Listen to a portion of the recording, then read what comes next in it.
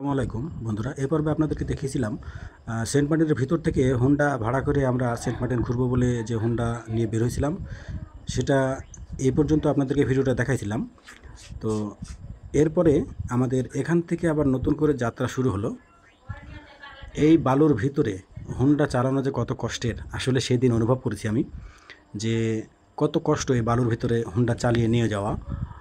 আবার অনেক সুবিধাও আছে এখানে।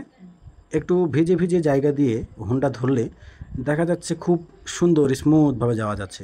কিন্তু বালু তো সব জায়গাতে সমান না, কিছু কিছু জায়গাতে শুকনা বালু আছে। দেখেন, এই যে দেখেন হোন্ডা মাঝে মধ্যে কাত হয়ে যাচ্ছে, মানে খুবই কষ্টসাধ্য। দেখেন মাঝে মধ্যে হোন্ডা নিয়ে পড়ে যেতে লাগবে।